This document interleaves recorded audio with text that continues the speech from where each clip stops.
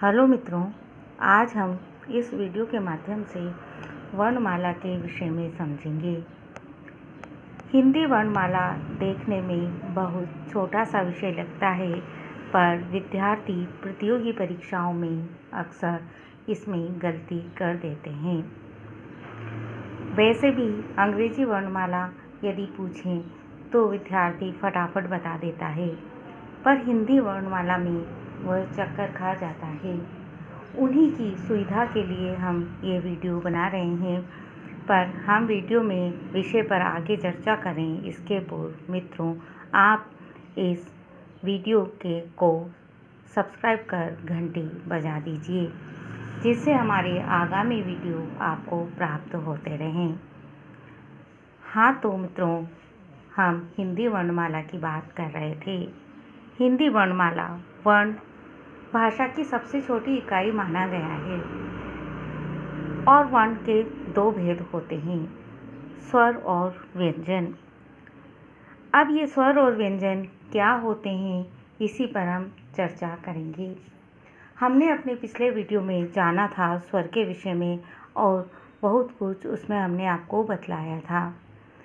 आज जिन्होंने वो वीडियो नहीं देखे हैं उनके लिए हम सामान्य चर्चा स्वर के विषय में करते हैं।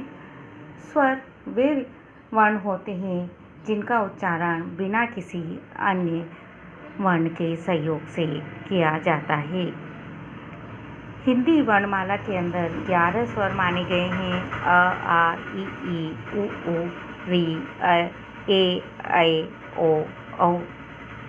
व्यंजन उच्चारण स्वर के सहयोग से इनका किया जाता है, इसलिए व्यंजन वे वर्ण होते हैं जिनका उच्चारण किसी स्वर के सहयोग से होता है।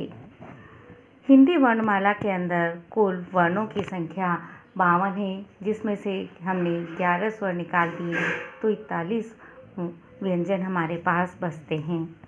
उनमें से 5 वर्ग के रूप में हैं, जिन्हें हम क वर्ग, च वर्ग, ट वर्ग, त वर्ग और प वर्ग के रूप में जानते हैं। प्रत्येक वर्ग के अंदर 5-5 वर्णों का गुंफन रखा गया है, जो हमने आपको चार्ट में सामने दे रखा है। क वर्ग के अंदर जो व्यंजन आते हैं वो है क, ख, ग, घ, ण। च वर्ग के अंदर च, छ, ज, झ, ज्ञ। ट वर्ग के अंदर ट, ठ, ड, ढ, न। त वर्ग के अंदर त, थ, द, ध, न और प वर्ग के अंदर प, फ, ब, भ, म। मित्रों, जो पहला वर्ण है उस वर्ण के अनुसार ही यह वर्ग जाना जाता है, इसका नामकरण किया गया है। 25 वर्ण ये हो जाते हैं। 4 ऊष्म वर्ण हैं, स, श, श और ह। 4 अंतस्थ वर्ण हैं, य, र, ल, व। 4 संयुक्त अक्षर हैं, श, त्र, ज्ञ और श्री। श जो होता है कक्षा का श, वह क और श से मिलकर बनता है। त्र, त और र से मिलकर बनता है। ये ज और ज्ञ से मिलकर बनता है। श्री श और र से मिलकर बनता है। अनुस्वार वर्ण जो हम बिंदी के रूप में देखते हैं, ये पंचम वर्ण का प्रतीक होता है, प्रत्येक वर्ग के 5वें वर्ण का।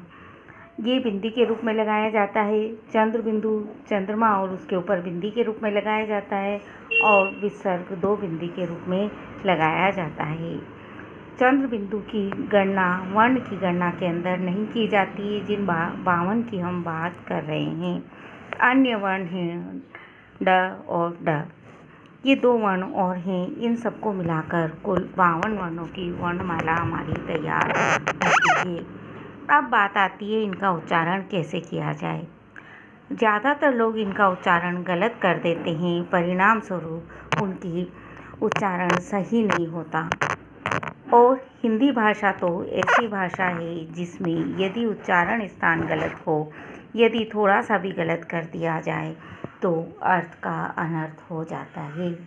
यहाँ तो एक कोमा भी बड़ा महत्व का होता है, वर्ण की तो बात ही क्या।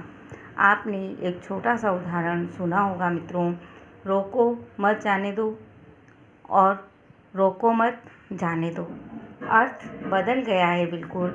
तो हम आज चर्चा करते हैं इन वर्णों की उच्चारण स्थान की।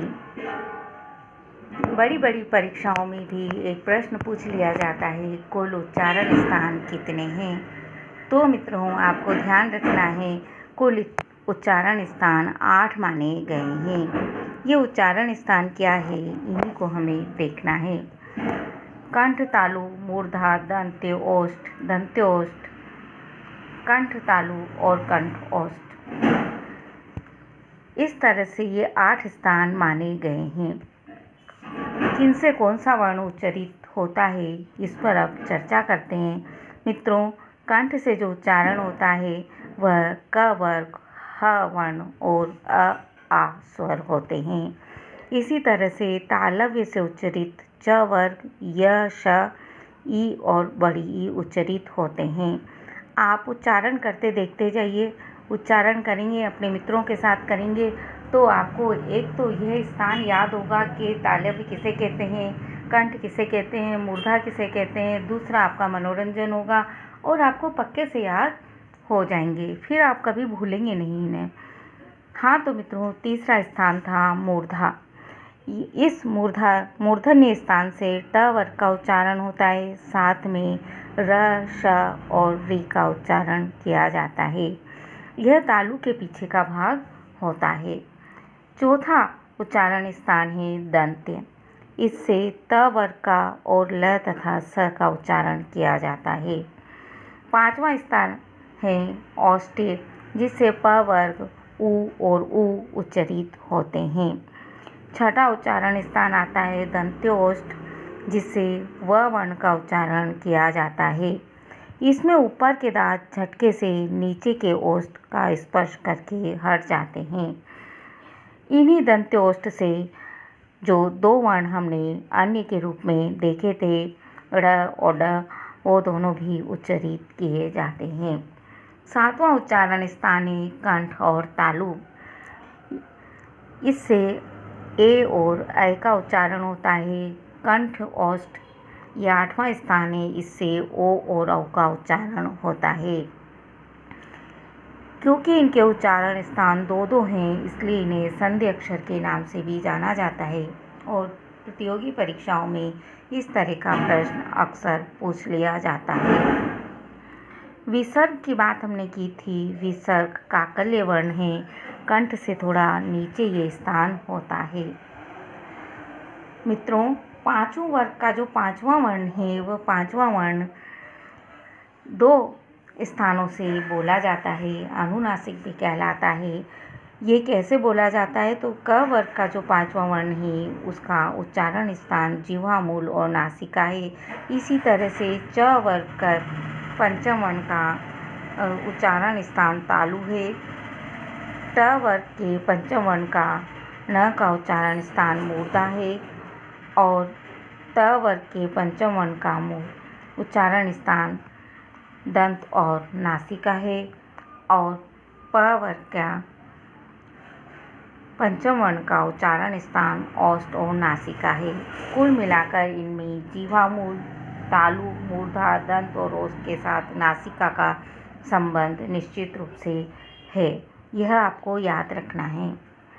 हम इस वर्णमाला के लिए कुछ ज़रूरी बातें जो प्रतियोगी परीक्षाओं में भी पूछ ली जाती है याद रखें, तो उन्हें हम मुख्य बिंदु के रूप में समझ सकते हैं। पंचम वर्ण अनुनासिक कहलाते हैं। प्रत्येक वर्ग में 5 वर्ण होते हैं और जो 5वां वर्ण है वो पंचम वर्ण कहलाता है और वह अनुनासिक कहलाता है। अनुस्वार और विसर्ग अयोगवाह कहलाते हैं और उच्चारण स्थान की संख्या मुख्य रूप से 8 मानी गई है। मात्रा के अनुसार स्वर 3 प्रकार के होते हैं: ह्रस्व, दीर्घ और प्लुत।